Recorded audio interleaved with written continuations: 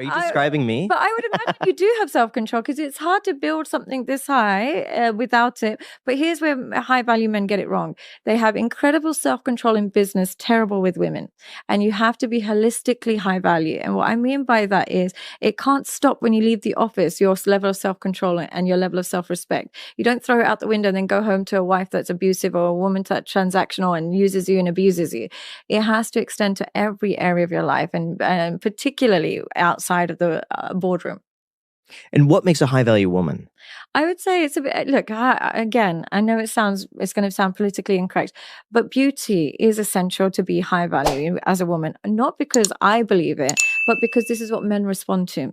In order for men, for you to have high value without beauty, unfortunately, you're limited in your value. And so, and also, I'm not saying everybody has to be high value, but beauty doesn't necessarily just mean that you have to be the most attractive person in the room. It's just that you take care of your appearance. That means you stay on top of your weight to some extent, and that means you stay on top of your appearance. You dress as well as you can. You carry yourself well. You can't be totally out of shape and totally not take care of yourself and expect to be high value because you've got a degree in optometry or something. You've got a great job. It doesn't work that way. Yeah, it's what men respond to. So appearance is really important. But the main thing I would say to be a high value woman is, though you've got appearance and though you've got so many options when it comes to men, you reject more men than you accept. You have ability to reject attention. High value women can reject attention and verbal attention from men all day, every day. Compliments mean nothing. Attention means nothing because they look for something more valuable than that. And they know that talk is cheap.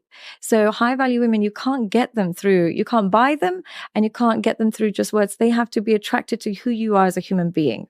So if you are a man who's such a mess and you've got no self-control, you've got nothing going on in your life, and you've got a beautiful woman, she's still not high value, because if she was truly high value, she wouldn't have selected you. High value women would be looking at your choices in your life, and they would be choosing a man who makes really good decisions, has really good self-control, treats her really well. So they have really high selection process. So they take care of themselves, they have a really high selection process, and you can't buy them through attention and money.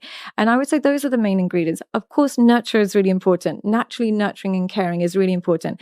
If she's not family orientated, I know that sounds a bit like, old fashioned, but family orientated and nurturing women naturally enjoy looking after the men they're with. Now, it seems like you have a lot of very traditional values and opinions. Where did that come from? And how do you think that fits into society today, which has rejected a lot of that? It's so bizarre because I was born and raised in London. But my parents are from Pakistan, from Kashmir, which is a very traditional area in Pakistan. And for some reason, even though I grew up in London, I'm Muslim as well, I was just always very much identified with my culture. So I'd always get faced with alternative views.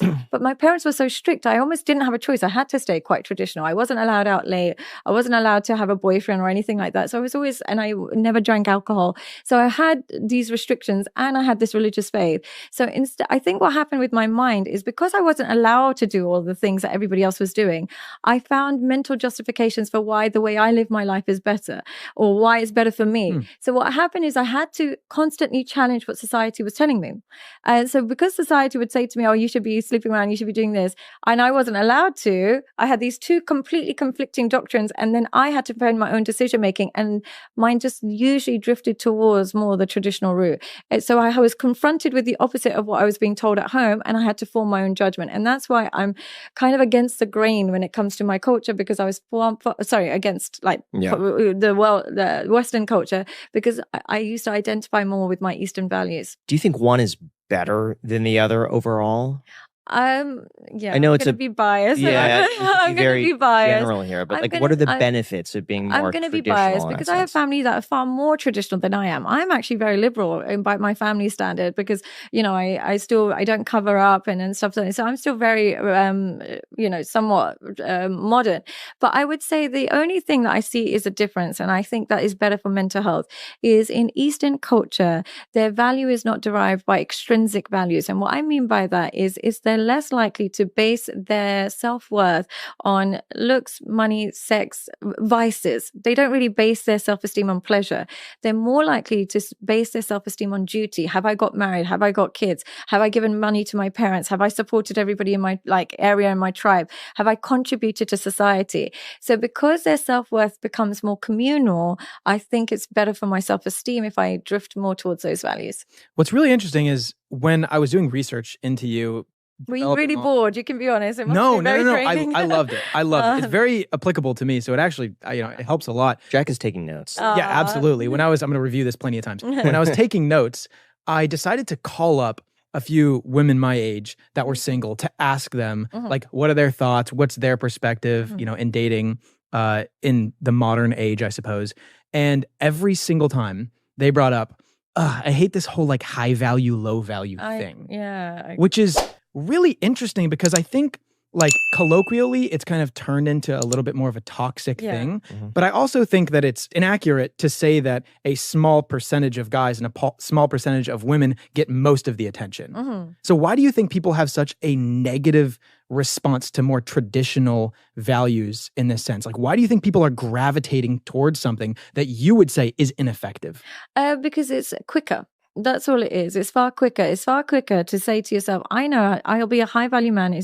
I'll just get a girl half my age. She'll be super hot and I'll buy her if I have to. And then I can walk into a room and then I can be known as a high value man. Or I quickly, make a few bucks, whether I do it in a corrupt way through or like scamming people, or if I just do it, sell a few things, whatever it is, it's quicker. So people are looking for things that are quicker. But there's a lot of truth in what you're saying. It doesn't make sense that only top people are getting matches or getting relationships, because most people get relationships. The top people, I think, have it harder to find people and find matches. So I think what's happened is social media has become a lot of people's source of human interaction. You can call your friends and quickly say, do you believe this? And she'll say, no, that's some nonsense. And you can dismiss what you saw on social media. A lot of people, social media is their only access to opinions. And therefore they think this is what the world is living. But when you have more real life engaging conversations with actual people, you realize that all this high value, low value stuff is real nonsense.